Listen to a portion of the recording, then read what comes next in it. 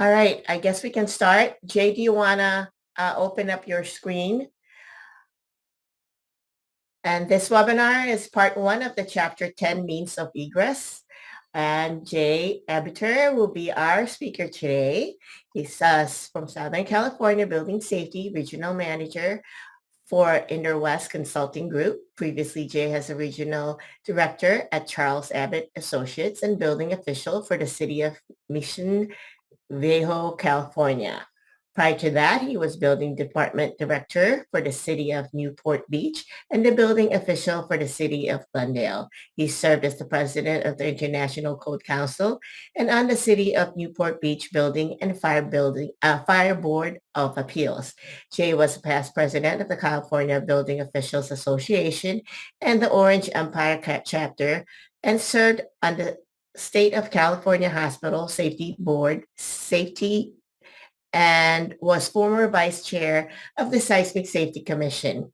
He was honored to be the recipient of the 2010 Gerald Jones Code Official of the Year Award from the International Code Council, and he received many honors and awards from the industry organization. With that, Mr. Jay Abiter, ladies and gentlemen. Thank you, Maria. Good morning. It's a pleasure to join you this morning, and I'll try to make your time worthwhile. I was at your offices yesterday at 201 North Figueroa. I had a meeting with Mr. Yonan. So it's yesterday and today I'm here again. So anyway, we'll try to make this informative webinar. This is part one of chapter 10, Means of Egress. And we'll cover your code, the 2023 edition of the LA Building Code, which is based on the 2022 California Building Code, which is in turn based on the 2021 edition of the IBC. So that's what we will be covering today. So the goal is to help you get an overview of the fundamental requirements of the Means of Egress chapter. Specifically, we'll go over how to determine the occupant load, how to determine the number of required exits. We'll go over the three parts of the exit system. They're the exit access, exit, and exit discharge. We'll talk about the stair enclosures, corridors, exit passageways, and this is basically just the highlights. We will talk in details throughout of these, when we talk about these elements. We'll talk about door widths, emergency lightings, and other requirements, but this is just the main components we're going to cover. Hopefully after today and next week, when we do part two or session two, so you'll be able to describe each of the three elements of the means of egress and distinguish the difference between them. You'll be able to calculate the occupant load and determine the required exiting capacity for rooms, stories, and buildings in total. And you'll be able to determine the required number of exit access doorways and exits for rooms and stories. You will also be able to learn how to the arrangements for means of egress, including the location of exit access doorways and exits, the exit access travel distance, the common path of egress travel, any egress through adjoining rooms. And these are very critical because although they seem abstract, but they are the reason when another exit is required, like an additional exit. So when we exceed these limitations, the exit access travel distance or the common path of egress travel distance, we will have to add an additional exit or do something else.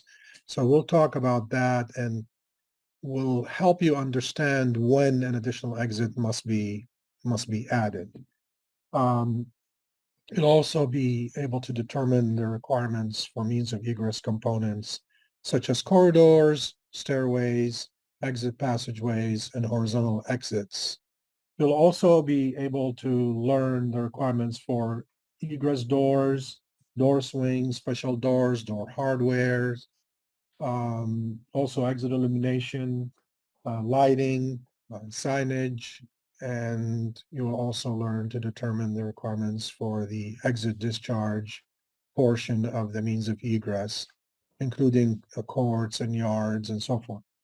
Pretty ambitious, but I think we will be able to do it. So today we have about 80, well, we have exactly 88 slides, and next week we'll do session 2 to cover the rest. So this is an overview of chapter 10, means of egress. And the requirements are arranged in this chapter as you see in the slide. The subsection or section, subchapter or section 1001 through 1002 deals with the administration and maintenance and plans. The general requirements for means of egress are in section 1003, 1015. These general requirements apply to all exit components. When we get to section 1016 through 1021, the requirements of exit access are in these sections, and for requirement for exits are in 1022 through 1027, and the requirement and for exit discharge are shown in 128 through 129. So again, the general means of egress requirements apply to all three exit components, and the specific requirements are listed in the sections shown for each exit components. And we will again talk about these three components are the components of the means of egress. There are special requirements or miscellaneous requirements for assembly contained in section 1030 and emergency escape and rescue contained in 1031. That's really the overview of the means of egress. The means of egress chapter is very critical for new buildings, but also it's critical for tenant improvements. When you're doing commercial tenant improvements and the layout is changed, corridors are changed, exit access is changed. So you have to really be familiar with chapter 10 if you're doing tenant improvements, but also, of course, for new construction. So what is means of egress? So the definition of means of egress, as you all know, in chapter 2, and it's defined as a continuous and unobstructed path of egress travel. It could be vertical or horizontal, vertical as in stairs, horizontal as in corridors, exit passageways, or just basically hallways and exit access. It starts at any occupiable portion of a building or structure and ends in a public way. So that is the definition of means of egress. So as you know, the primary purpose of codes is, and in general, the building code is to safeguard life during an emergency. In most cases, it's a fire emergency, but sometimes there could be other emergencies. So it's so important to have a compliant means of egress or path of travel for the occupants to escape, avoid the fire or whatever the calamity is. And it's considered really the lifeline of a building. We protect the building through many measures such as passive protection and active protection. We use fire-resistant materials. We also design the building for it to be safe structurally. But in case of an emergency, if occupants cannot escape or egress the building safely, then we have not accomplished our goal to safeguard life and protect life safety in a building. So that's why it's very critical to learn the means of egress and apply it properly in the design and construction of buildings. So we have to make sure that the system give the occupants alternative paths of travel so they can safely avoid the fire. We protect the occupants from fire and the origin of fire. We make sure that the system accommodate all occupants of the building and that it's clear, unobstructed, well marked, and illuminated in case of visual impairments such as smoke or power failure. And the goal is to have all the exit components under the control of the occupants. And again, we've learned from the past that there are large losses from fire.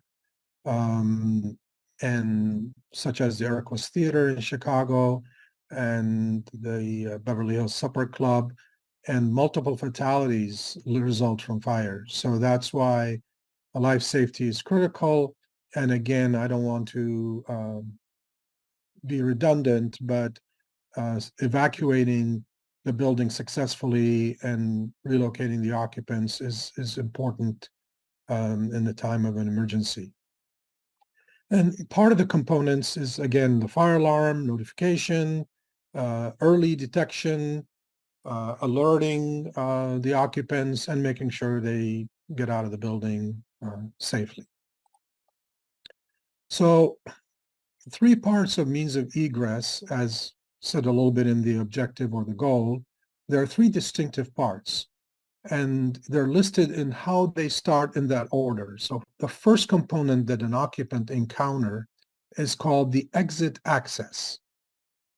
And we will cover that in a little detail in a minute. The second component is the exit, and the third component is the exit discharge. And these components are connected. So you start with the exit access, you traverse through that component, and then you continue on to the second component, which is the exit, and the third component is the exit discharge. And that's when you discharge to the public way. Now, it's always known, and it's the code intent that once you achieve a level of safety, that it cannot be diminished. So the level of fire protection and so forth provided in the building and the exit access, when you traverse the exit access and go into an exit, you reach a higher level of protection. And when you traverse to the exit discharge, then you're out of the building and there's no need for protection anymore. So you cannot diminish the exit, the exiting when you go through these components could be anything, could be lesser fire resistive construction, could be narrower corridors, narrower doors that will diminish the capacity of exiting, and so forth. So that's something you have to keep in mind when you look, you plan review or you're doing inspection, that the exiting components must always maintain the level of safety and not reduce the level of safety. So these are the 3 parts, and again, also they provide and we'll talk about the common path of egress travel and how we will measure the travel distance. The exiting used to be in the building code prescriptive, and it's changed throughout the years to more of a performance that is time measured. So it's how long it will take an occupant from the most remote point of the building to the discharge. So that's why the design of the exiting system is related to the travel distance, whether it's a travel distance, period, or the common path of egress travel distance itself. So there's 2 travel distances we're going to talk about. One is just a travel distance in total, and one is the common path of egress travel. And they determine the configuration of the exit system because, again, we're trying to measure the time it takes the occupant to be able to leave the building. And there has been studies, and actually there are cases where buildings, especially existing buildings that are undergoing extensive renovation or improvements. Actually, the testing comprised of having people in the most remote point in the building and triggering an audible alarm and having a timer and measuring them walking throughout or running, depending on the instructions are given through the egress to measure the time it takes and related that to how long the distance was. So that's now the approach we follow. So the exit access is what you can see, the shaded area, and it's any point in the building. It doesn't have any requirements for protection, and we will go through that in detail, but you can see the highlighted area here is here's the highlighted area. The green is the exit access. And we'll see shortly when we talk about the exit that this exit access will have to terminate into higher level of protection, such as a stair enclosure and a passageway, or a stair enclosure in this case. This double door here, double swing in each direction, is a door through a horizontal exit. So nevertheless, all this occupied area and only occupiable spaces is considered exit access. This is the exit component. So higher level of safety is the stair enclosure. When the exit access that used to be here terminated now into the stair enclosure, if it's at levels above grade. If it's in the first grade, then in this case, in this portion of the building, then the door is considered the exit. And then outside is the exit discharge, which we'll see shortly. This is what we call horizontal exit through firewall. We'll cover that. In the first floor itself, you could enter the exit passageway and go out. And again, the stair enclosure, in this case here, leads into a passageway and go out. And this is another stair enclosure. There's this graphics actually represent there's very distinctive components here, and I'll talk about it again here. You see the stair enclosure is totally enclosed and it opens into a corridor. The stair enclosure is in the middle of the building, so for it to allow the occupant to exit the building safely, it must terminate into a passageway or a corridor, a rated corridor, or people enter from exit access into it at the first floor, for example, and get into an exit passageway. This stair enclosure is adjacent to an exterior wall, so it has a direct opening to the exterior. And similarly, this stair has a direct opening to the exterior. So you can see the options for the exit. This is the shaded area is the exit discharge. So you're out of the building now, but you're not in the public way. So now in order for you to, the final exiting component, or in order for you to be outside the building, you have to be in a public way. So you're done. So this is the exit discharge here and here and here and here. So highlighted area in green is the exit discharge. So next we'll talk about the occupant load determination. Why do we need to determine occupant load? So if you use an analogy of sewer piping, for example, then you see you need the piping to have the capacity to convey the waste. Although I don't want to compare occupants to waste, but it's a good analogy. So the piping must have the capacity to carry the waste. and it could have tributaries. So the occupant load is analogous to the waste, is the capacity. The exiting system must have the capacity to carry the occupant load. So the occupant load is the volume of the component you're trying to convey out of in the waste system. So in order for us to design the egress system, we must determine the design occupant load. And what is the design occupant load? It's the number of people or occupants that are intended to occupy a building or any portion of it. And it has to be the largest possible number, the maximum number, because there could be a flexible use or occupancy. It could be a multi-purpose room, and so you look at the highest capacity or occupant load in that room, and you have to exit those people.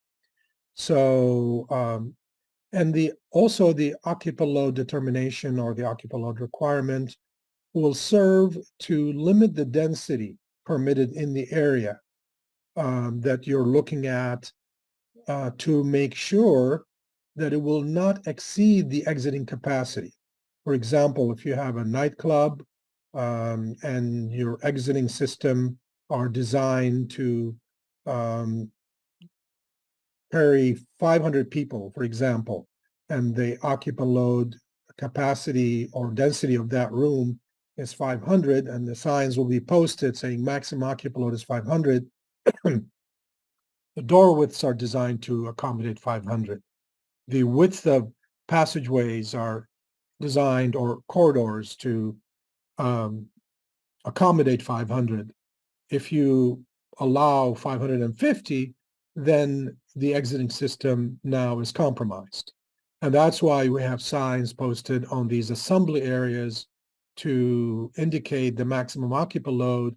And sometimes where there is overcrowding or a complaint, the fire marshal will come in and start doing a head count, physically a head count. We're standing outside and have a counter and evacuate the business and count every person leaving, and when the occupant load exceeded, then there'll be sanctions or violation notices issued to the business, and it could be shut down at that instance because, again, overcrowding result in compromising the egress. And if there is an incident, then we have an issue where people cannot exceed the density permitted in that room or that space.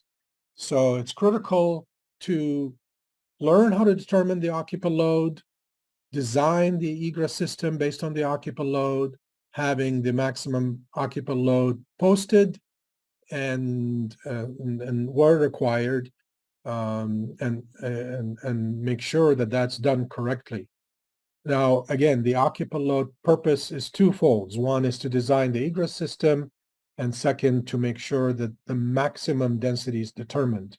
And we'll see that there are times where, in the case of that I brought up, nightclubs or restaurant, you have the operators or owners will push for the highest occupant load possible. And there are cases where people get confused because of the occupant load. We look at it to determine minimum requirements. So that will become clearer later. But again, for obvious reasons, the owners and operators of these establishments will try to get the maximum density possible. And that is no issue for us as long as the exiting system and other code requirements such as bathroom fixtures and so forth are considered. So the occupant load is used throughout the code to determine here the application of means of egress, fire protection features, occupancy classifications, and the plumbing fixtures count. I talked about that briefly. So there are several ways to determine the occupant load, and we use a OL abbreviation for occupant load through this presentation.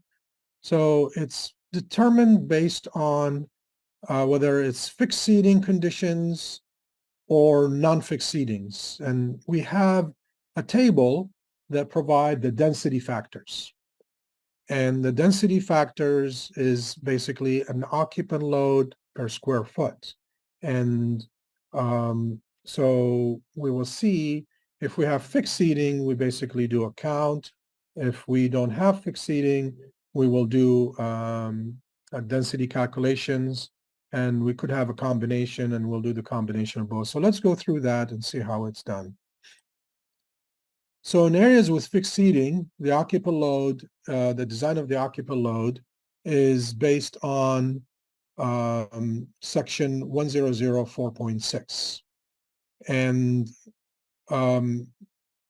if it's seating without dividing arms, when you have like a booth, then the occupant load is based on one person for each 18 inches of length. So you basically measure the length of the bench or the seating in the booth, you divide it by 18 inches, and that will determine the number of occupants for that bench. If it's a religious facility, then you would, of course, or a pew, you would be counting the whole length, and you divide that by 18 inches. I'm sorry, this is the booth. For seating in booths, the occupant load based on one person for each 24 inches of booth seat lengths. And why is it 24 inches in booths where there is eating versus 18 inches in pews and benches? Is because in a booth, you have an individual eating and moving their arms, so they need arm space, so you get 6 more inches. And the measurement to be taken at the backrest of the booth. So that's when you have fixed seating. Of course, if you have fixed tables, such as a fast food restaurant, like Burger King, for example, and then these are seatings are fixed, chairs and tables. So you count each chair and add it up to determine the occupant load of the area where the fixed seating is. But if they have benches and pews, you use 18 inches. If you have booths, you use 24 inches. So that's how it's done when you have fixed seating. And you're always, the intent of calculating the design occupant load is to determine the maximum number of possible number of individuals in the space, the maximum number, not an average number or some number. There are cases, again, in multipurpose rooms where people say, well, this room is mostly used for just meetings, and we put chairs and that's it. But once a year we may have a Christmas party and there's standing room only. Well, then the exiting system must be designed at that Christmas party, which is the maximum possible use of that room that will have the maximum occupant load. So when we have areas without fixed seating, then we would compute the using the density factors in the table we will see shortly, and it's outlined in section 1004.5. And we use the appropriate density factor based on the use, and we will use the numbers and add them up. That table is 1004.5, will provide us with the maximum floor area allowances, I call them density, per occupants without fixed seating. Now the table shows two types of areas. One factors for gross floor area, one factor for a net floor area. Yeah, it appears complicated, but once you use it, it becomes intuitive. And we'll talk next slide about the gross floor area and net floor area and the difference between them. Now the question comes in, maybe if you look at section 1004.5 and you're looking at the table and you're working, and or you have an architect or designer say, well, what do you mean? What is gross floor area or net floor area? And this may happen throughout your work and applying the code. And you try to determine what is gross floor area or net floor area. And you look at chapter 10 all throughout, and you from the beginning to the end, it will be in chapter 2 in definition. So it will be definition of gross floor area, definition of net floor area. So all the time when you encounter a term and you don't see it clearly in the content of the chapter you're in, you go back to chapter 2 and you will find the definitions of the term. So in this case, you go to definitions, section 202, then it will define the gross floor area, and it will tell you what that gross floor area is. And it is the area that are measured within the perimeter formed by the inside surfaces of the exterior walls from the inside of the wall. And it is the area of all occupiable and non-occupiable space, including everything. So it's wall to wall, including mechanical, elevator shafts, and so forth. So in this case, you will see, let me see here, yes, including toilet room, bathrooms, and everything, that will be in the gross area. So here is the gross area of the building. So that when you see in chat, and we will see that in the table 1004.5 and actually table 1004.1.1, we will see it shortly, and we will see the difference between that and the net area. And we will see a definition of the net area. So for example, we have a retail, sales, mercantile, and in the table, it says used gross area to determine the occupant load. And the factor for mercantile is 60. So we multiply 30 times 60. The area is 1,800 square feet. We divide times the factor or the density factor. We get an occupant load of 30 for this space. So first, it was the use. Second, we determined the area. Third, we have to go to the factor. And when we go to the factor, it will tell us we must use gross or net. And then we will use we know now we did not have to deduct any area because we used the gross area. So we have the correct area, and we utilize that number by the density factor and determine the number of occupant load. So next is the net area.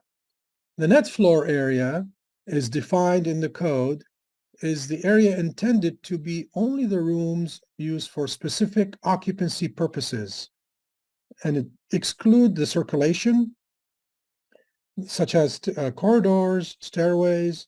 It excludes mechanical rooms, it excludes toilet rooms, and so forth. And when we encounter these uses that calls for net area calculation, these are uses that generally the occupant for this room is considered to be the same occupant that will use the restroom or the same occupant that used the corridor. Therefore, we don't want to count it twice. So we get the advantage of deducting these areas, and only the shaded areas become the basis for our occupant load determination. So that's the difference. So if we go back, we see this here, that the whole area, there is no areas here shown in this space that the occupant load, the occupant will use twice, like a restroom here or a corridor. It's the whole space is used by the occupant. Whereas in this area, we exclude the restroom. We can venture, and some building official allow it, and in my opinion, correctly, if you have an enclosed office, not public access, and you have a break room, you should be able to deduct the break room as well. Because the break room is the same occupant. They'll be either in their office working or taking a break in the break room. So when you count the occupant load, you counted that individual already. So why include the break room in that space? Also, some building officials there's arguments to allow a conference room, a small conference room, under 750 square feet. The occupants of that conference room are the same occupants of that office building. Again, if it's an enclosed use where there's no public coming in, but if you have the public coming in to have a meeting in that conference room, then it's another occupant coming from the outside. They're not using the same office space. So therefore, you have to include the conference room. So when you're tight, some architects will argue and push to exclude certain spaces.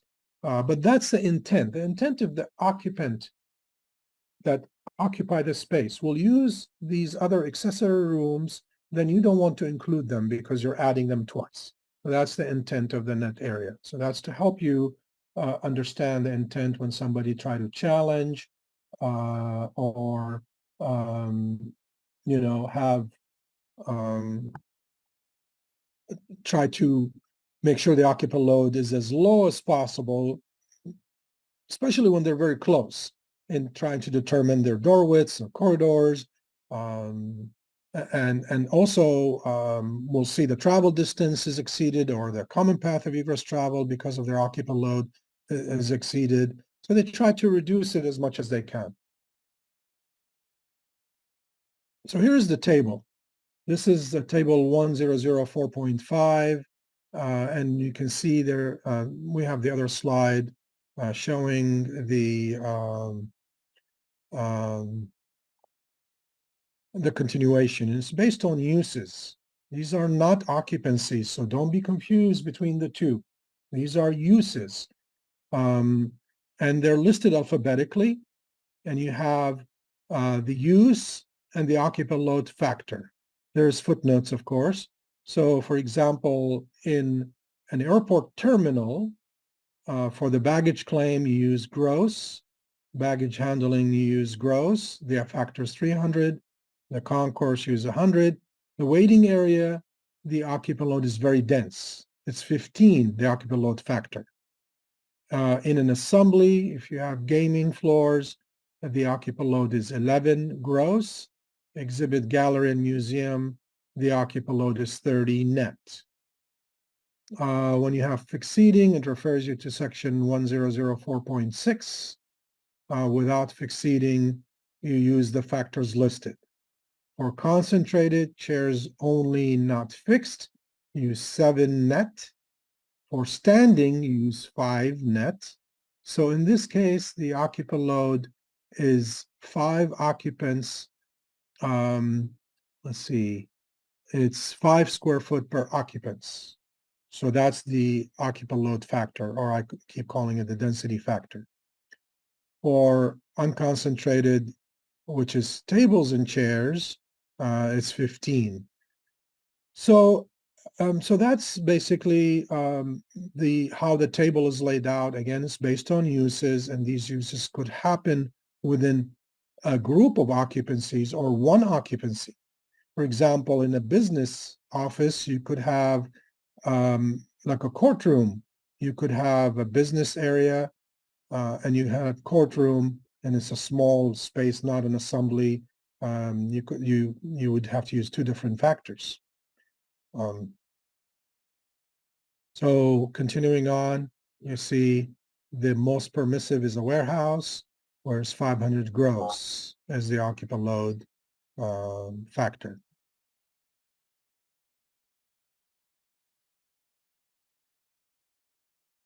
So the occupant load is based on the table in here, and the design occupant load is what we will calculate based on the uses in the portion of the building or the whole space. And we don't consider fractions acceptable. So we always round up because you don't have half a person or a quarter person. So we want to make sure we always round up when we do the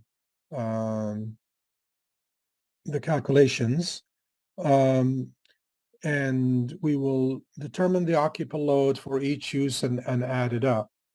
The code gives us reduction where approved by the building official, where the actual number of occupants can be determined For example, if you have an area where you're doing physical therapy and you have benches, so each bench will take one patient and a therapist, unlike the waiting area for that physical therapy. So when the actual number of occupants can be determined based on the nature of the use, then the code allows you to take that into consideration. Increase in the density in the occupant load are permitted where all the code requirements are met based on a modified number, and the occupant load does not exceed one occupant per 7 net square feet, and approved aisle seating or fixed equipment or a diagram submitted when required by the building official. So there is flexibility given to the building official to allow a reduction into the calculated occupant load, and also to allow an increase in the calculated occupant load. And the design occupant load will be the total number occupy a building or any portion. So we go through an exercise of calculating each space depending on the use, unless we know that, of course, that the use is the same. So we just calculate the square footage and divide it throughout, so by the factor. But in this case, in order to size an exiting component, so we have office space A has 10 occupants, office space B has 10 occupants. So now we have to look at door number 3. And then, of course, we'll take a look at each doors, but and then the lobby will accommodate 10 occupants. That's a waiting area. So door number 5 must be sized to accommodate 100 occupants. And how do we arrive at that? Is by having the users from the open space here. We have 150 occupants. So they will use door number 2 as a means of egress, and they use door number 1 leading into the lobby. And we have A that has 10 occupants. Let's see how that works here. So, for example, the occupants in B have only one way to get out, which is going through door number 3 into the lobby, which is D. So then we would add 10 plus 10, so we have 20 already. And then we have the occupant area 150, and then we add another 10 because space A, the 10 that are in office space A, must go through space C to be able to exit. So 10 plus 150 will be 160. Half of them will go through number 2, which is 80, and half of them will go through door number 1, which is 80. So now 80 is coming from space A and C into D, and then we have 10 coming from B, makes it 90, and we have 10 from D, makes the 90 into 100. So door number 4 must be sized to accommodate a total of 100. So again, let me repeat this because it gets convoluted. When you have a space that has 2 means of egress, you divide the occupant load into 2. Half will go one way, half will go the other. So space C has 150 occupants, but space A has another 10, making space C total contribution of A to C a total of 160. 80 will go through number 2 straight up. 80 will go through number 1. So now we have 80 in space D. Now B will contribute another 10 for a total of 90. Space D itself has an occupant load of 10, making it into 100. So door number 4 must be able to accommodate 100 occupants. And then we'll see how the how we size door number 4 later. We have another factor for doors and exits.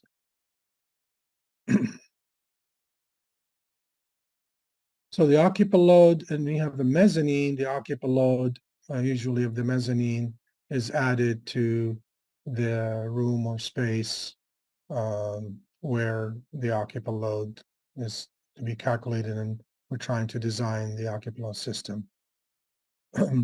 So when we have multiple functions, the design occupant load must be determined on each area independently. And then when you have 2 or more occupancies utilizing the same portion of the egress system, then all components must meet the most restrictive. So we calculate each function occupant load demand, and we size the means of egress to the most restrictive or the largest occupant load. I see we have 5 comments in the chat so far. I will take them before the break and take a look at them. I know I said at the end, but if they're adding it up and they're related to the topic, I think we're going to do that. So yards, patios, occupied roofs, courts, and similar outdoor spaces, areas usable by the building occupants must also be provided with a means of egress. And we'll see in the next slide, especially when you have outdoor dining, and the outdoor dining, for example, exiting through the building or exiting straight out. So we must take that into consideration. So when they're occupied patios, you cannot just ignore them. We must also size egress system for them.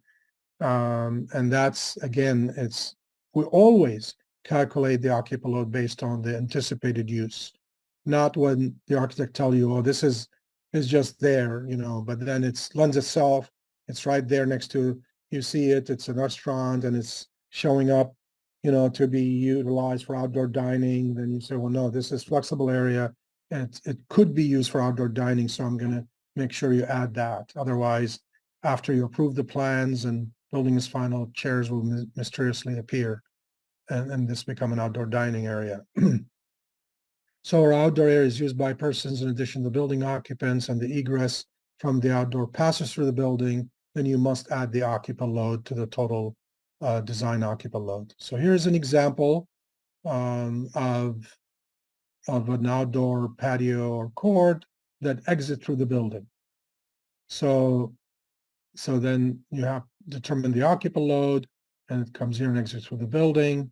So then this occupant load of the patio must be added to this occupant load to determine the capacity of these doors, which is exiting through here and here.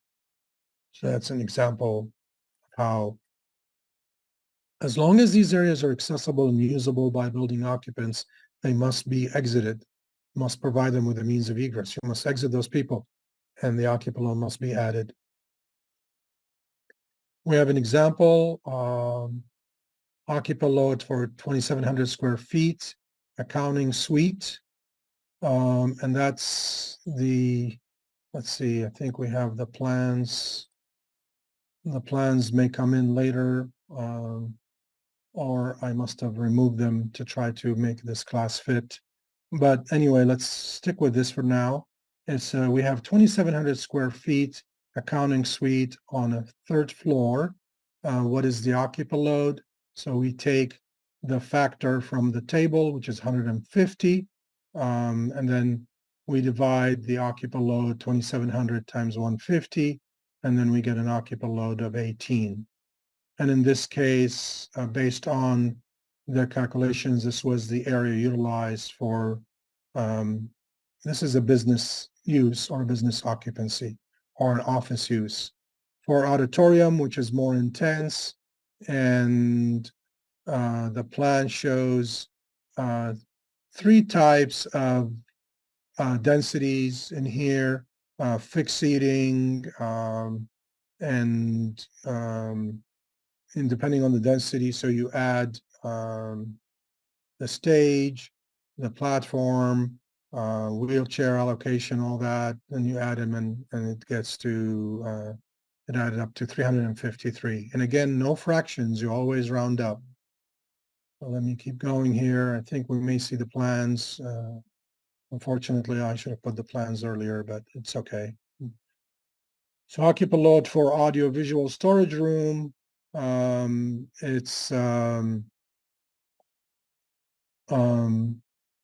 it will be a 1 based on 500 square feet factor per person for warehouse because it's a storage room, considered a warehouse. Occupant load for the cafeteria. There are 2 types. One would be a waiting area or concentrated area without seats, so 200 divided by 5 plus 1,800 based on square footage, which is 15. In the table, it will show us less intense use, and the total will be 160. In the basement, we have a laboratory. The occupant load factor is 50. So we divide the square footage by the factor, we get 49. Third floor, the occupant load is just a straight open office plan. Then we divide 18,000 square feet by the factor 150, we get 120. I apologize, I don't have the plans. It may show up, but trying to make this class 2 hours. So there are, what is the minimum width required for capacity determination? So all means of egress must be sized to accommodate the design occupant load. This section 01005. Aisles and aisles accessway and assembly. There are special requirements. It's 1030. If you recall, we said earlier there are special requirements for assembly uses. The minimum size of egress system has to be based on the greater of the minimum width when specified by the code and the calculated width. So we always calculate the width, and if the minimum width is larger, then we pick the minimum width. And how do we calculate? The minimum width is listed in these sections in the general requirements. For for aisles and corridors, we have a special table 1020.2. For doorways, 1010.1.1. For stairways, 1011.2. We have some examples shortly. And the required capacity, we determine it through calculations of occupant loads. So how do we determine the occupant load for doors? So the occupant load for doors, we multiply for any horizontal exit system, we multiply, or corridors, width of corridors, we multiply by 0.2, and that's 0.2 inches. So if we have 100 occupant load, we multiply by 0.2, so we need 20 inches. And in this case, 20 inches is below the minimum, so we default to the minimum. When then for other than group H and I2 occupancy, the occupant load may be reduced if we have fire alarm and sprinkler system, not or. So if we put fire alarm and sprinkler system, now the code will reward us and permit us to reduce the occupant load, but only for other occupancies. We cannot use that reduction for hazardous occupancies in hospitals, group H and I2. But again, we have to use both fire alarm and sprinkler system, and to permit this factor to be reduced to 0.15. For vertical exiting, which is stairways, we multiply the occupant load by 0.3. And again, we allowed a reduction to go to 0.2 for all other occupancies. We can do it for group H and I2 if we have a fire alarm and sprinkler system. So, and why is, let's go back here. We have 0.2 for horizontal egress and 0.3 for stairs. One may ask why. Well, the occupants, when they're traveling through stairs, they take longer. It requires more time. So then you'll have the density may increase during a timed egress. Whereas in horizontal travel, the occupants will go straight out. They're not encountering any stairs and to have to go down and be careful not to trip and so forth. So the code is a little bit more generous and the factor is smaller. So again, 0.2 that can be reduced other than H and I2, and 0.3 for horizontal exits and can be reduced to 0.2.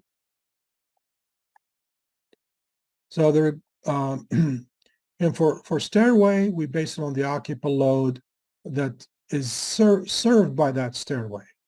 And when we have exits served above and below, such as from a basement, we must calculate the occupant load and add it from the top floor and the lower floor that are using that stair, which is logical. It's not illogical. So again, any component of egress, regardless where you are, whether it's vertical or horizontal, must accommodate the tributary occupant load that is being served by that component.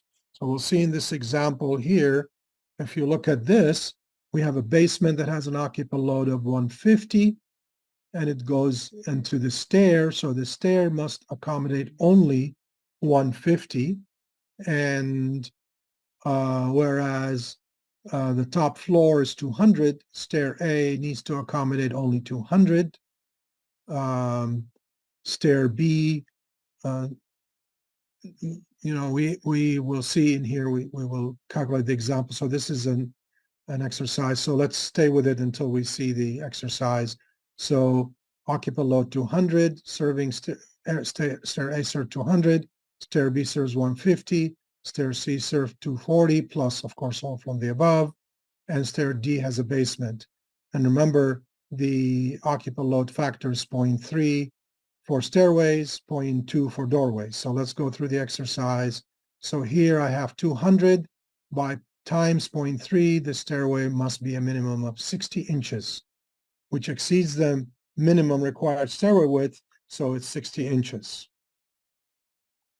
For stairway B, it's 150 times 0.3, so I need 45 inches.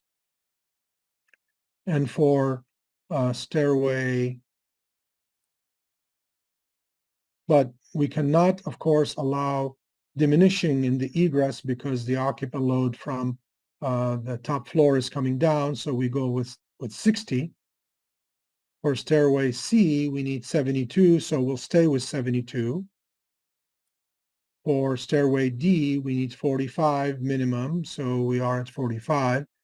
However, when we get to the door now has to be 78 because the door is serving the occupant load of 150, and we multiply that by 0.2, and the occupant load from it's called convergence. So the occupant load from above, all the occupant load added multiplied by 0.2 will get to 78. So if we add all this occupant load, 200, 150, 240, and 150, this exit component must have the capacity to accommodate all those. So the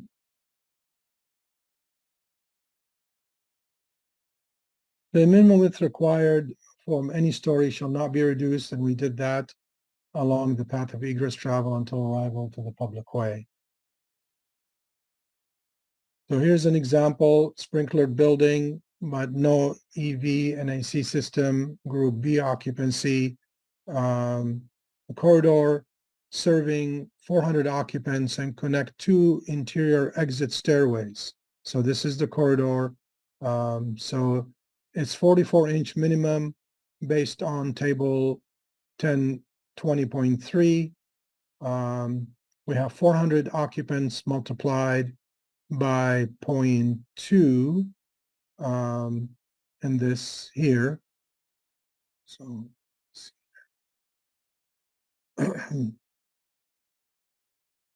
so let's go through the example. So we have 40, this is the given information. So 40 inches doors, 60 inches stairways, 44-inch corridor, and we have 400 occupant loads. So we have the stairs, 200 occupants, because we have 2 stairs, times 0.3, we need 60 inches minimum width. We have it. And 200 by 0.2 for the door and corridor width. We need 40 inches. We have 40 inches the door and 44 inches for the corridor. So above the exceeding because it's the minimum and it exceeds 40, so we take it. Now this door is 40-inch, controlled by the occupant load. So it's not the required minimum door width. So in the end result, we have 60 inches stairway, 40 inches minimum door, not 32, and 44-inch minimum width, not based on occupant load, is just a minimum required. These, again, we took the 400 divided by 2 because there's 2 interior exit stairways. So multiple means of egress shall be sized such as the loss of one means of egress shall not reduce the available capacity of width not less than 50. So when we have multiple egress, such as in this example, we have 3 exits, we have 120. So the code requires if one exit is compromised, the other exits will accommodate 50%. So in this case, we have 3 exits. If this exit is compromised, we still have 64 inches available. So in this case, it's okay because half of the exiting capacity is maintained. If we have 2 exits with 80 inches required egress width, and then if the 64 inches is compromised, then it's not good because we only have 32 inches left where we need 40, which is half the 80. So that's not acceptable. However, if we change and make this door 40 when the exit is blocked, then because a double door gives us greater width, but if it's blocked, we have 40 inches, so it's okay in this case. So the code requires, again, when one exit is blocked in case of fire next to that exit, then only 50% capacity must be. So here's again, I apologize, the plan's not there, but we'll stick with the concept. 3rd floor, what is the required exiting capacity? We have 180 times 0.2, so we need 36 inches. So that's good. Occupant load 789, which is the second exercise. So 789 times 0.2, we need 157. Then the door capacity provided, it does not meet because the doors are not sufficient. So we're getting a point of break. So I'm going to look at the comments.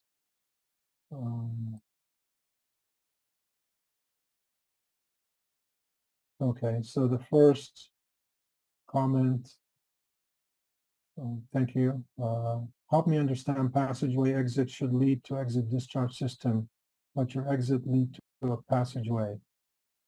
So the question is, passageway exit should lead to an exit discharge system, but your exit lead to a passageway. An exit from that stair enclosure leading to an exit passageway that in turn lead to an exit discharge.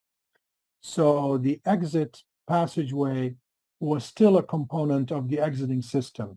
You can go from a stair enclosure to an exit passageway. You're still in the exiting system. You're still in the exit. And then when you get to the door, you're going to the exit discharge.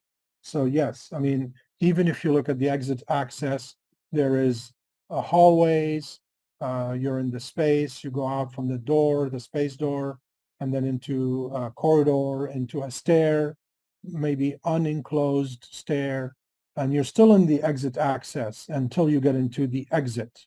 So there are several elements into an exit and several elements of an exit passage an exit access. So, and I'll show the slide, the common nightclub and fire in Rhode Island, gross or net floor area based on occupancy. It's based on use. That's the question. Is the gross or net floor area based on occupancy? The answer is it's based on the use. Yeah, that's correct. It's based on use. Can lobby be deducted with no occupancy by itself? On page 24, the lobby could never have no occupants. You will always have one person waiting, one person coming in. You will have a security guard or a greeter. So you'll always have somebody in the lobby. Plus, you could have a multitude number of people coming in.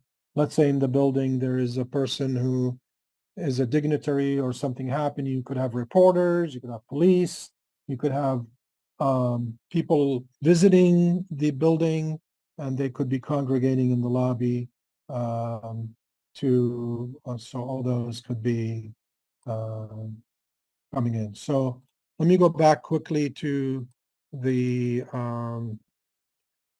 exit access slide to illustrate the point again, that the question of the exit and exit discharge. So here is the exit. Let's go back to the exit access. So you can see here there are what some people may think it's corridor, like a rated corridor, but it may not need to be rated. The exit travel distance and the common path of egress travel will make that determination. So in this case, this is part of the exit access. So you go out from an office, you go into a corridor, you're still in the exit access. In the next slide, in the exit access, you entered an exit now, which is a rated stair enclosure. You're still in the rated stair enclosure. You cannot go from the rated stair enclosure into an open office space because open office space have lesser fire protection, and you cannot diminish the level of safety. So you have to go into an exit passageway, and that exit passageway is a special tunnel. There's restrictive requirement in the code for the passageway. There's no openings allowed from these spaces into it. It just serves as a conduit to carry the occupants from this safe enclosure straight out into the exit discharge. So the passageway is also a component of the exit. The horizontal exit is also a component of the exit until, of course, you get to the exit discharge. So with that, I hope I answered your questions. Let's take 5 minutes break and we'll come back and continue. Thank you.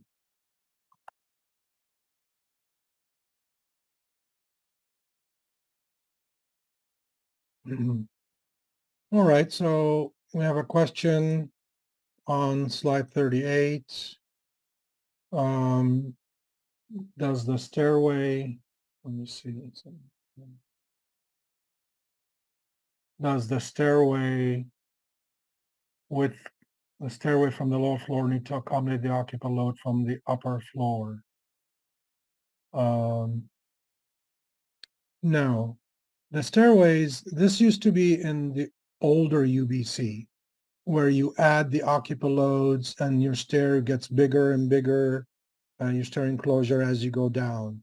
And it's no longer the with the new codes, even the newer UBCs code additions. I'm talking like 1982 UBC versus 1994 UBC doesn't really consider additive occupant load moving from one floor to the other because of the concept of times egress. And let me illustrate the point here. If you are in this floor and the alarm sounds, you will run and get to this stair before this occupants come in and run and get to the stair. So if a person number one is here, they're in this stair now descending. Person number two in this stair, they're descending behind them. They're not going to meet at the same time and hit stair B at the same time. So there is a timed lag between an occupant here and an occupant here. Therefore, we're not adding the occupant loads at this stair, this stair, or this stair. We only add it here because the occupant load, and only for these two. And I apologize if I wasn't clear.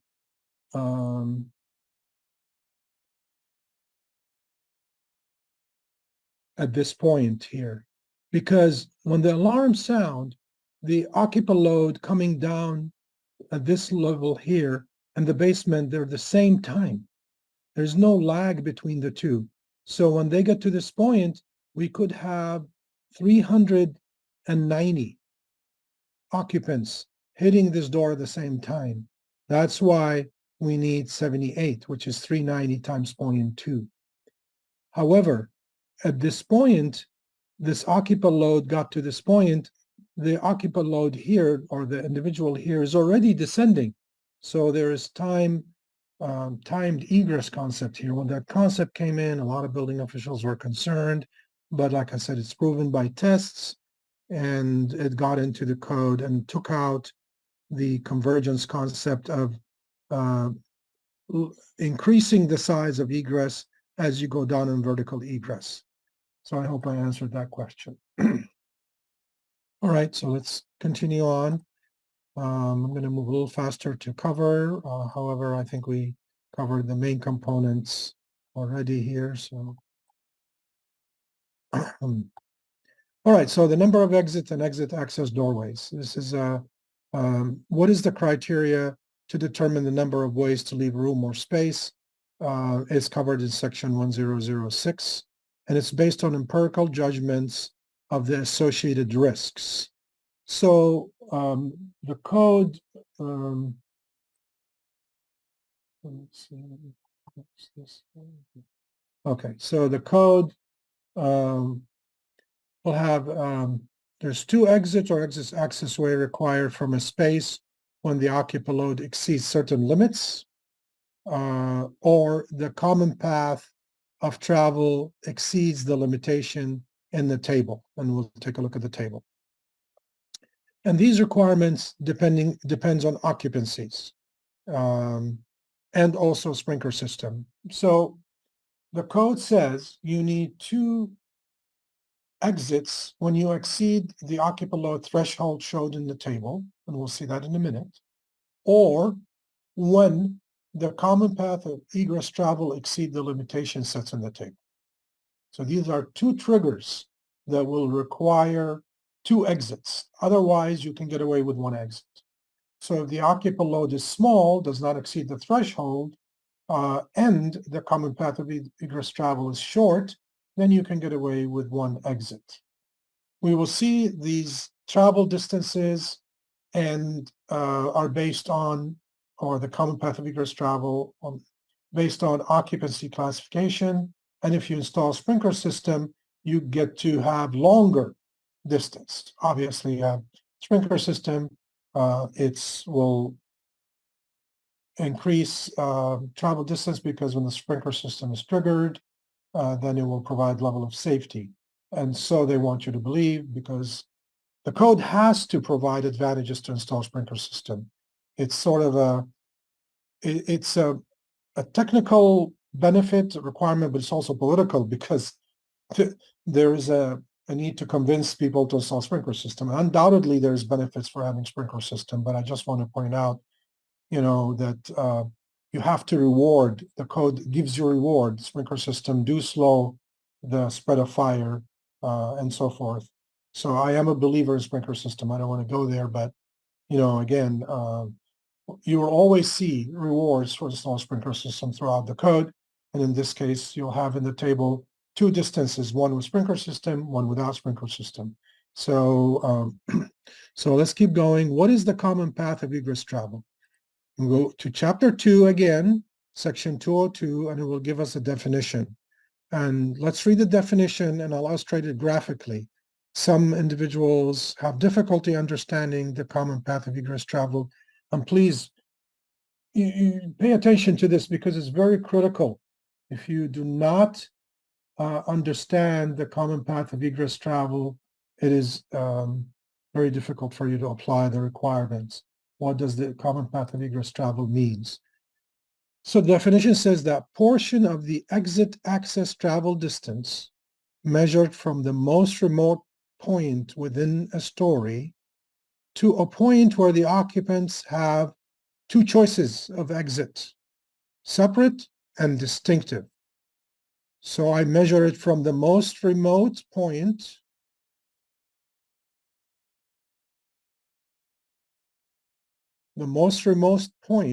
and for this space, the most remote point from this space, and I go here, and now I have two choices, one this way and one that way.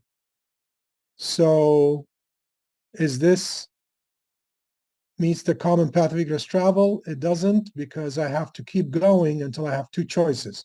Here I have only one choice. So I'm still moving here. I have one choice. I have to keep going until I get to this point. Once I get to this point, now I have two choices. I can go this way or that way. Same thing. So let's keep going and we'll see. Now here is the common path of egress travel. It ends when there is two choices. So to make it easy to understand, this common path of egress travel is the choiceless path. It's the path where I have no choice but to get to this point. Then once I have choices to go this direction and that direction, I stop measuring it. So that's my choiceless path for this space. And that's my choiceless path. You can see it takes a jog here for this space. I take the longest. This is the longest, the most remote, and that will determine the length for me of my common path of egress travel. So I hope it's clear. It's the choiceless path. So if my common path of egress travel limitation in the table is 75 feet, and if this path is 80 feet, I must add another exit somewhere, maybe here or here. So I must cut the space and put a door and open a corridor. So that will determine that this space now needs more than one exit because my common path or the choiceless path exceeded the limit. Or I can add sprinkler system because sprinkler system give me a reward of allowing me to travel further because I have sprinkler system. All right, so this is the common path of egress travel.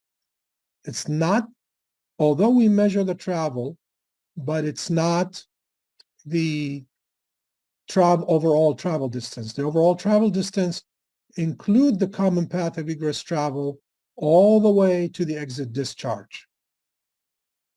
So that is the travel distance. But the common path of egress travel is only when you hit a point where you have two choices. And these are the two differences between the two. And you measure the common path of egress travel or the travel distance along the longest possible path. Don't let an architect measure it diagonally. It's the longest possible path. See this jog here, longest possible path. Okay, so no shortcuts because you don't know. They may have furniture here, may have tables. You can't just take a straight shot, you know. All right, so we have an example. So every space shall have access to at least one means of egress. So here's an example. So two means of egress when the occupant load exceed the threshold. So here's the area is 1,200 square feet. Occupant load factor is 60 per person. Occupant load is 20. The table says for this retail occupancy, mercantile, you can get away as long as with one exit as long as your occupant load is less than 49, equal or 49. Once you hit 50, then you must provide another exit. So that's one requirement that controls the number of exits. The second requirement we'll see is the common path of egress travel. So the common path of egress travel in this case is 75 feet. So we have retail on 75 feet. Let's take a look at the table. So I have a mercantile occupancy here. My occupant load is 49. I had an occupant load of 20. Without sprinkler system, my maximum path of egress travel, common path of egress travel, is 75 feet. When my occupant load is less than 30, the building is not sprinklered, so I'm good. Now, for A, E, and M occupancies, it doesn't matter if we sprinkler or not. But for B occupancies, if we, and the same for B occupancies, I'm sorry, but for H occupancies, you can see it's not permitted without sprinkler system because we have to sprinkler. For storage occupancies, if we have an occupant load over 75, if we sprinkler, I'm sorry, over 30, the common path is 75 feet. If we sprinkler, you get an additional 125 feet for a total of 100. So again, we have storage occupancies. So we have occupant load exceed 30, total occupant load. My common path of egress travel is 75. When you sprinkler, you can go up to 100. So back to the example, my maximum occupant, allowable common path of egress travel is 75. What is my common path of egress travel in this space? It's 40 feet, assuming the door is in the center, plus 15. So it's 55 feet. My allowable is 75. I did not exceed it. My occupant load is 20. I did not exceed 49. One exit is okay. Let's see another example. Again, this is the table that derived the requirements. And it's one table that combined sprinklers with the common path of egress travel and the maximum occupant load. So it used to be two separate tables. So now if you exceed a space, if you exceed 49, all bets are off. You don't have to even measure the common path of egress travel. At this time, you must provide a second exit, then measure. And then the second requirement is the common path of egress travel. If you look at S occupancies or R4 or R3 occupancies, let's take a look at R2. The maximum occupant load of a space is 20. If I exceed 20, I must provide a second exit. When my occupant load exceeds 30 over the overall additive occupant load, well, you have to provide, it doesn't work because you must sprinkler in this case. So you go here for R2, your common path of egress travel is 125.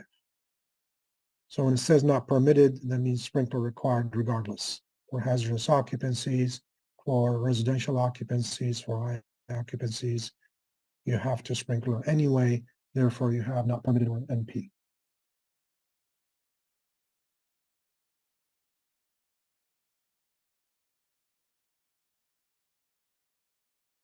So we have a gentleman we need to admit here. Yeah, there we go.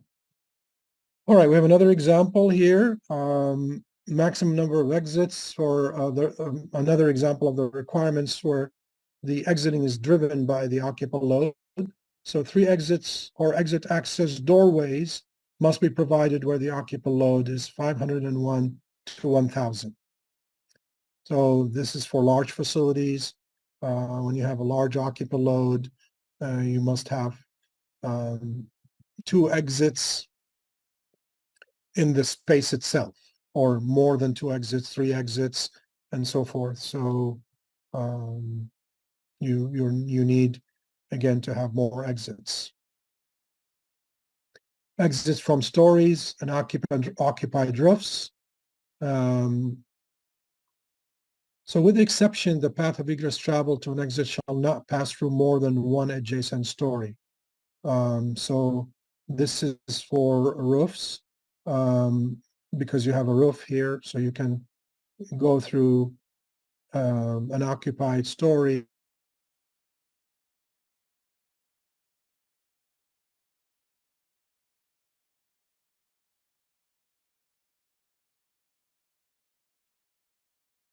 And then once you do that, if you're an occupied roof or allowed one story to go through another story, but not more than one story. And that in case you have an office building that has an interior stairway for like one tenant that can communicate the space between the two. Some large offices, they will lease 2 stories and add an interior stairway so they can go in and out. But you cannot do it for more than 2 stories or occupied roof on 1 story. Well, in this case, occupied roof on 1 story. All right, so here's the table that says when the occupant load is large, between 501 to 1,000, you need 3 exits. And if it's more than 1,000, you need 4 exits. So let's take a look at an example here, how we apply this. So this is a space in the story. The occupant load is 400. We need 2 exits because it's less than 500. Of course, more than 49 or whatever in the table there. So we can't get away with 1 exit. In this story, we're still occupied load. Again, we're on the story. The timed egress, we can't, it's not additive in the stairwell. So 2 exits required. Occupied load is 400. This story is 600, which is more than 501. So we need 3 exits. Let me pause here and go back to the table so you can look at the numbers here. 500 is my limit and 1,000 is my limit. So 500 to get away with 2 exits, below 1,000, 3 exits, over 1,000 is 4 exits. Go back to the example. This story is 200 occupant load, 3 exits required because I already have 3 exits needed from the store above. I cannot diminish the level of safety, so I must continue on with these stairwells. Now the occupant load is 1,100. I must provide 4 exits. The first floor, the occupant load is 350. Theoretically, I can get away with 2 exits, but I cannot diminish the level of safety. I must maintain it. So I have 4 exits above. I must continue them all the way down to go to the public way.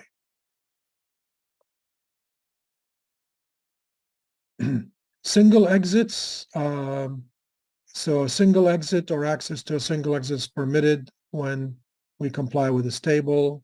This is a special table for occupancy R2, for R2 occupancies, and that's we will see for other occupancies when we have a maximum number of 4 dwelling units and the maximum exit access travel distance is 125 feet. Now that is the exit access travel distance in total, not the common path of egress travel. For other occupancies, again, we have the maximum occupant load for these stories and the travel distance for each occupancy, the overall travel distance until you get into an exit. So this is the exit access. So what happened if I have a B occupancy and I have an occupant load of 49, but my travel distance is 80? And that's my travel distance in the exit access. So what happened to that? I think we're going to see some examples, but I want to illustrate the point here. So we must add another exit to cut down the travel distance, or another door, or we must create a rated corridor or a rated passageway, a rated corridor, which will be an exit. So now I left my exit access and got into an exit. So that will dictate the configuration of your exiting system and the arrangement of your exiting system.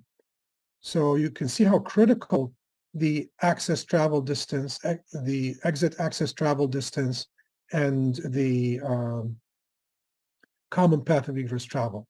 Once you get to an exit, this column doesn't count anymore. There is no longer travel distance limitation because you are in a rated exit and you're protected and you can travel.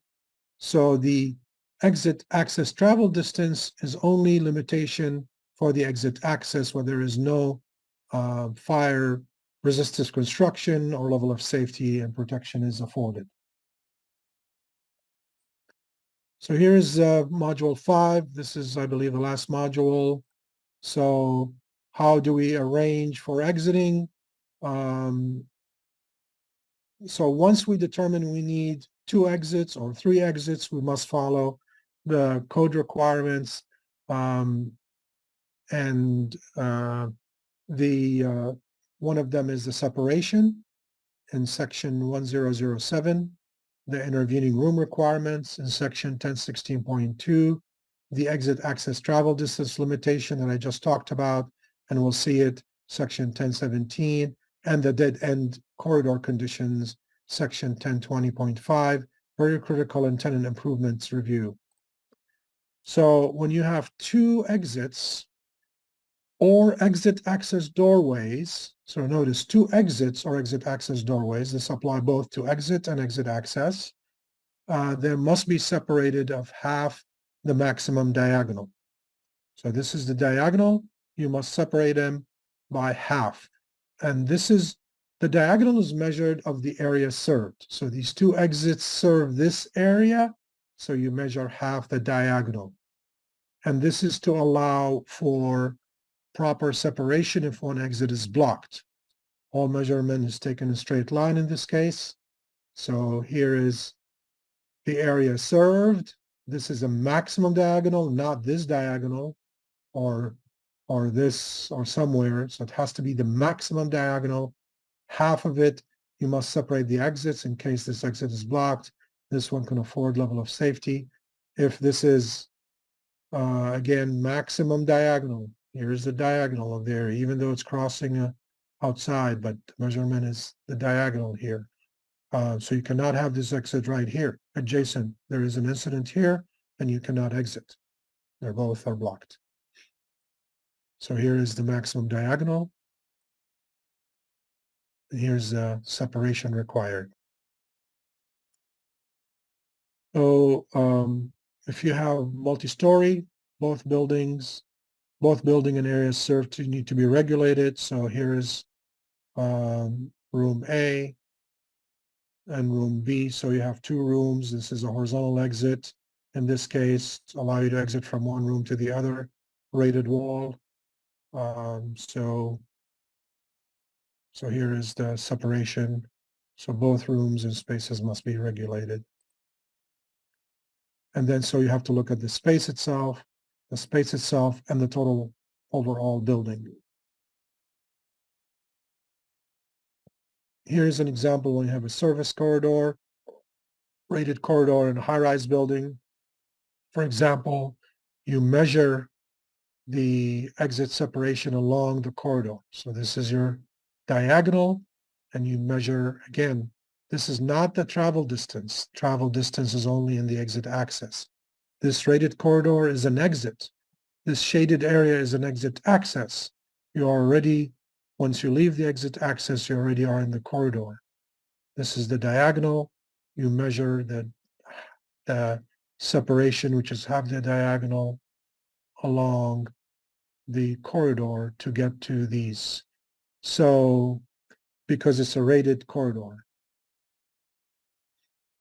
So that's an exception in the code. This is another exception again.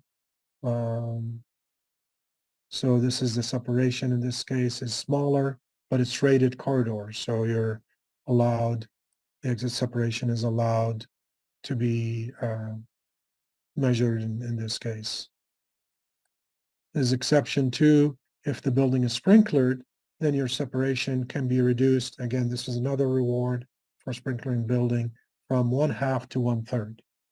So that gives you an advantage. So egress through intervening room, the code doesn't allow you to egress through intervening room or space unless the room is related to the area itself and the path is clear. And we're going to talk about that the next slide. But if you have an elevator lobby, the egress through the elevator lobby is permitted on certain conditions. And these are the conditions where you have access to 2 or more exits. The or access doorway, then access to at least one of the required exits can go through an elevator lobby. So here you need two doors from this for the exit access from this space. You can have one going through an elevator lobby as long as you have one going directly to an exit. So that's an exception. But generally in intervening spaces, you are not allowed to pass through an intervening room unless it's like a secretary here, part of the function, and it's related to the office, and a reception, which is related to the secretary in the office.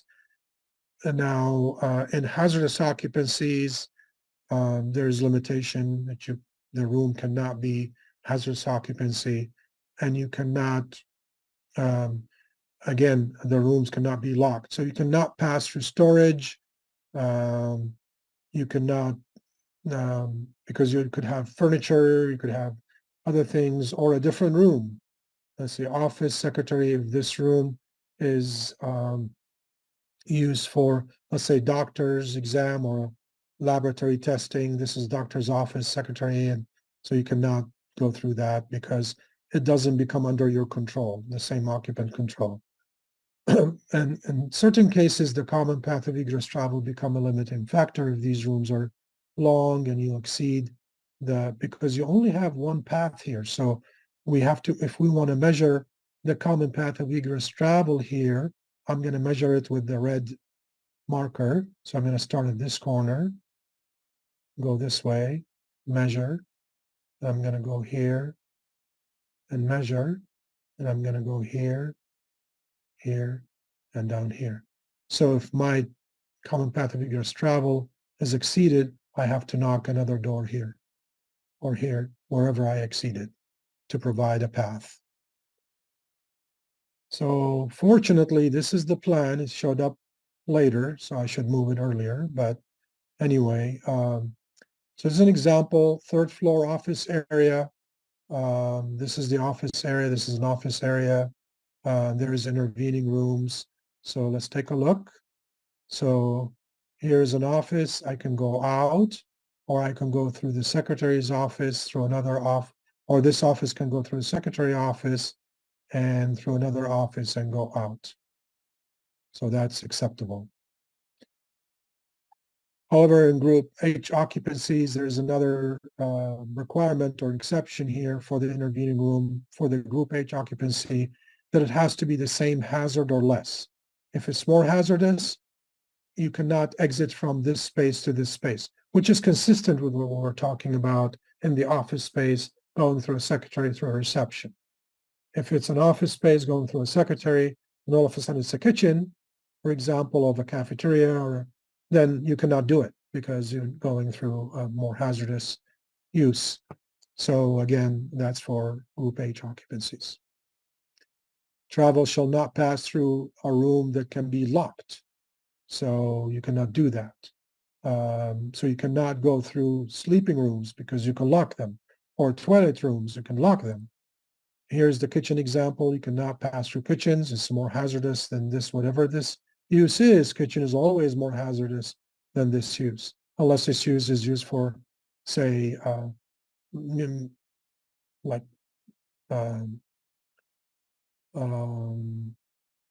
development of hazardous material, flammables or whatever, but it's never the case. But anyway, so it's not allowed.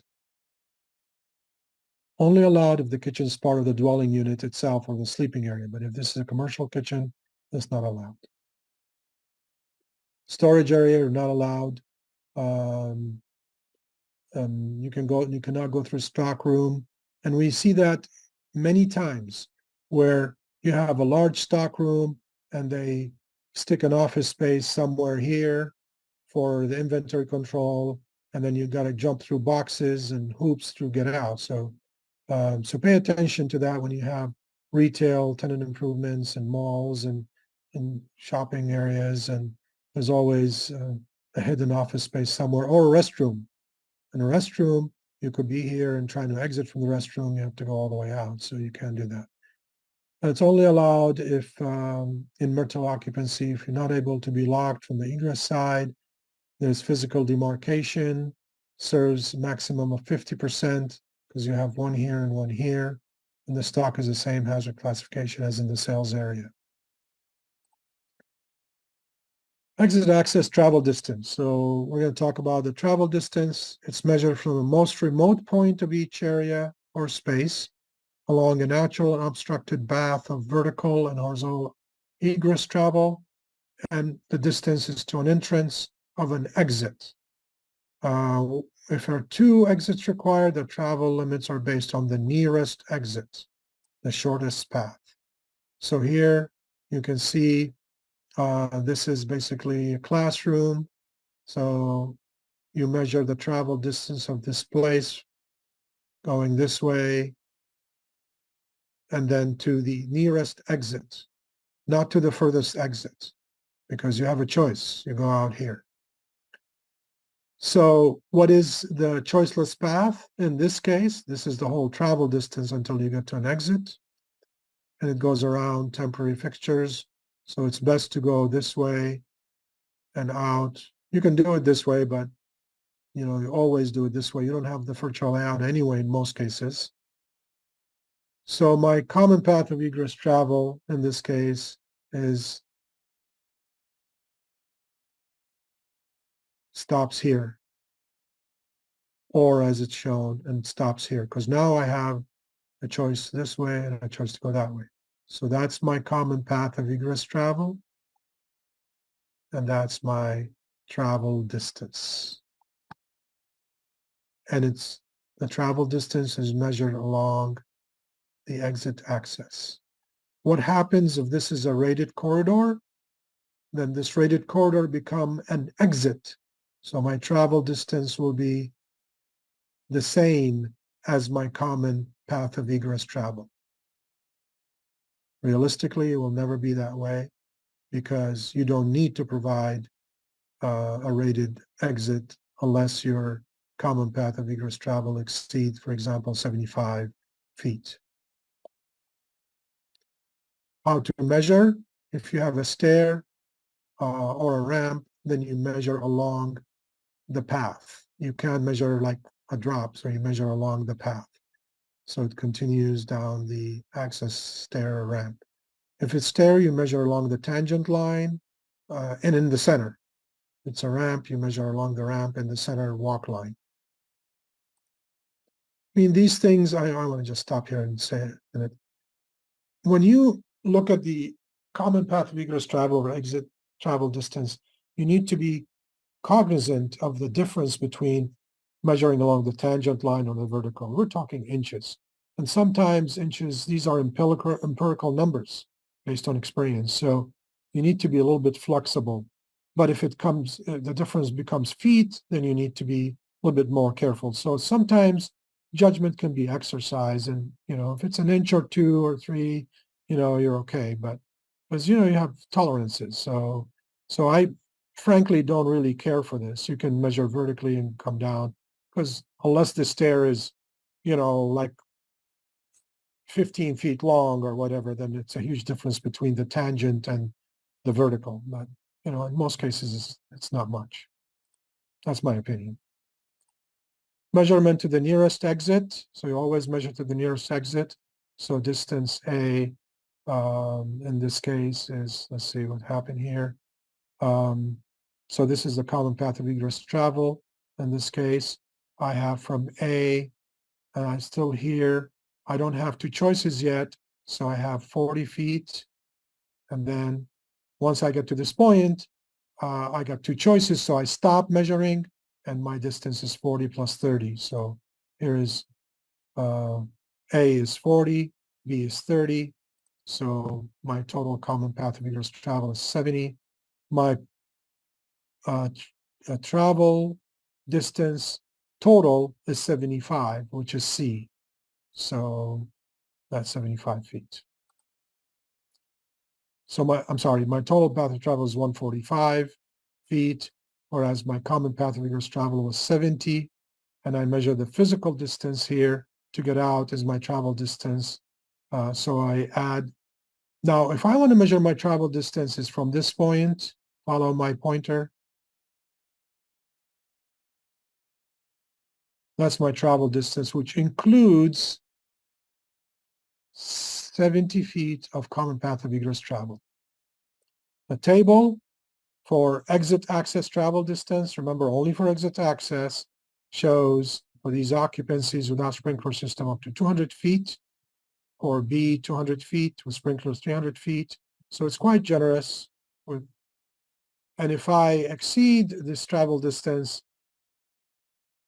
if I exceed it, I must add another, say, corridor here, another exit. So my travel distance will be short. So as you can see, the number of exits is controlled by the occupant load.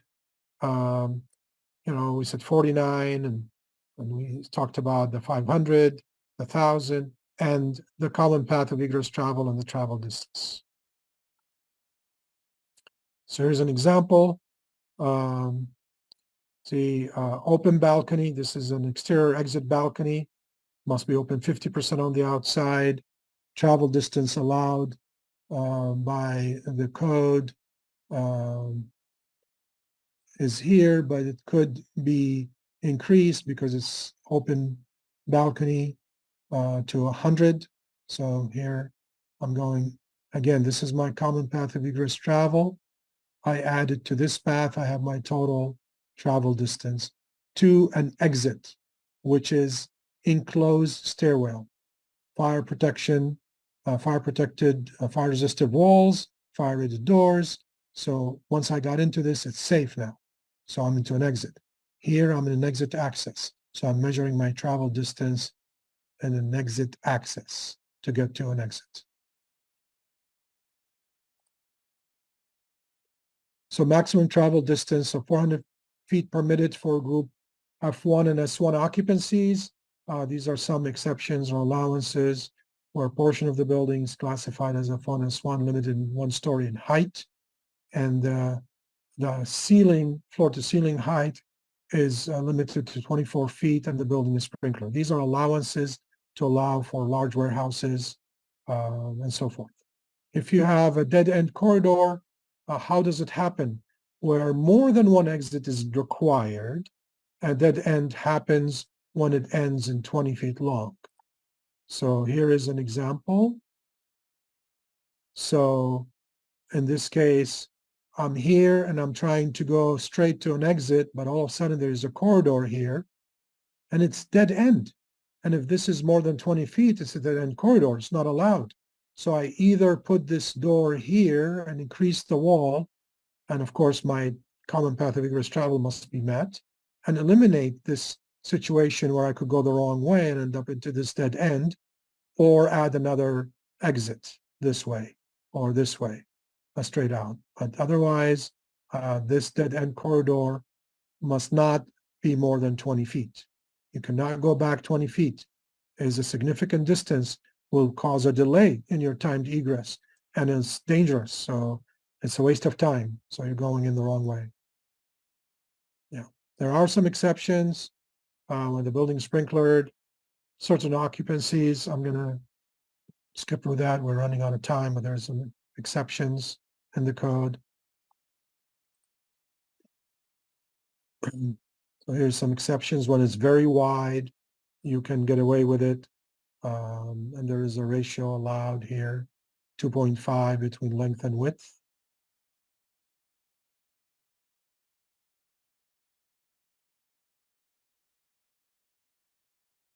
So this is an exercise. Again, we don't have the plans. The plans is back there. So tells you, can you exit through an adjoining space?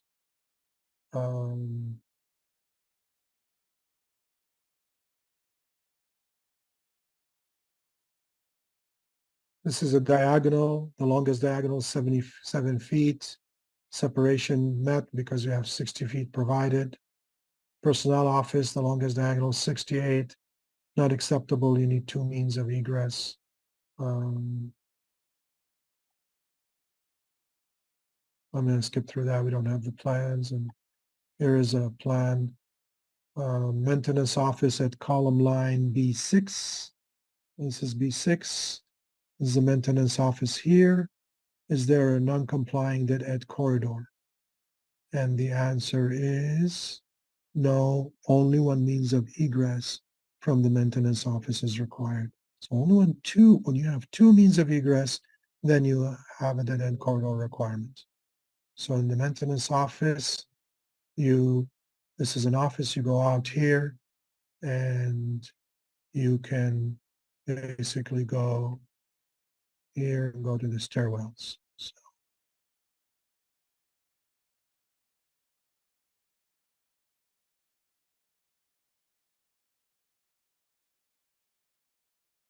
let's see if I have the plans here.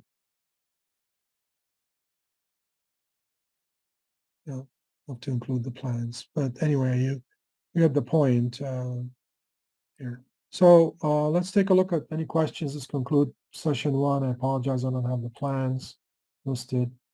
What do you consider a physical demarcation? A physical demarcation will be like a guardrail, something like that. Or sometimes you can put all right, let me go back. So I'll address the physical demarcation, or you could have like separation storage area with like curtains or something like that. That's a physical demarcation. On slide 58, let's see, let me go back to the questions. Already covered 38. On slide 58, which covers table, you mentioned the exit access at 75 feet is measured up to a corridor. Yes, because that's a rated corridor. And when it's a rated corridor, it's an exit. And once you enter an exit, you stop measuring. And then that's a common path of egress travel. So you're measuring, and once you get to the corridor, you have two choices to go one way or the other. So then your common path of egress travel stops. Let me see if I can go back to the slide here.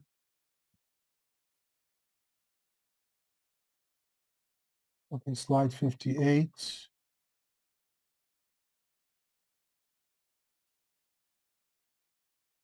Yes, so slide 58, 75 feet. Let's go back to the travel distance. So here's the travel distance.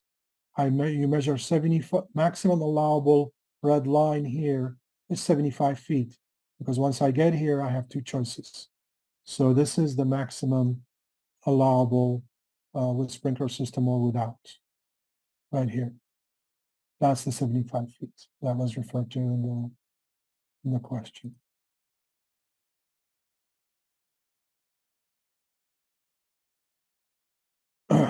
Let's see. A lot of questions I have to catch up here. Physical demarcation, I answered that.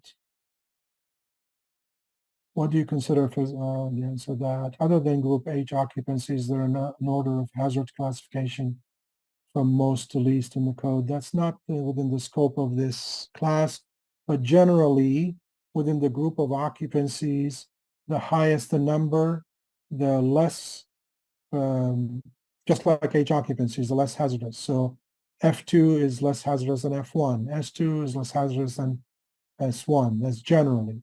But otherwise, and A1 through A5. A1 is the most hazardous. A5 is less hazardous. Rated corridor does not make it an exit. The definition of an exit in chapter 2 does not include rated corridors. Corridors are exit access regardless of rating. That is correct. Corridors are not exit passageways. That is correct too. And corridors does not make it an exit. It's only when you exceed your travel distance and your common path of egress travel, now you need to have an exit because your exit access limitation is exceeded. So you cannot keep traveling without getting into an exit. So you get into an exit, and part of the exit becomes is a rated corridor. So you rate your corridor. But a corridor may not be rated if you still did not exceed your travel distance or your common path of egress travel. Can you measure the travel distance diagonally? I've seen many designers measure diagonally. The answer is no, unless you have an absolute fixed piece of furniture or equipment, or say an atrium hole or a shaft, then you can go around it. And like not like a shaft or forcing you to go diagonally or something, but you have to take the maximum possible travel distance, anticipated travel distance. Those designers are, and you're not the first one. And I know jurisdictions that I will allow designers because they're complaining. Well, designers always complain about the code. The code doesn't give them a choice. The code is forcing them to do things. So if they complain about the measuring travel distance, they might as well complain about the requirement to have a rated door. What do you say to that? So yes, it's the code says the maximum anticipated distance. Passageway, can it be vertical? If a passageway is vertical, it's considered an enclosure, a rated enclosure. Passageways are always, in the intent of the code, is a horizontal conduit. You don't need a passageway to be vertical because you have the rated enclosures that you can use. Fire rated corridor and exit passageways, do we need rated fire dampers? Yes. Any penetration into rated must be rated assemblies must be treated accordingly as required by the code. I think I answered all those questions, and we're almost up to the time because we started a little late. So I'll turn it over to Maria. Thank you again for joining me, and I hope I've helped you understand some of the requirements. And again, I hope you join me next week when we continue in session 2. And if you have any questions not answered this time, save them till next time. Maria? Okay, thank you very much, Mr. J. Avatar, for a very informative webinar. I would also like to thank each and every one of our participants for joining us today. With that, I'm closing the seminar now. Hopefully we can see you all next week again, same time. I will open the room at 6:30. You guys can jump in there and we'll start at 7 unless, something else comes up. Then we'll start at 7 with Jay again next week. All right. Thank you, everyone. Have a good day. Bye-bye.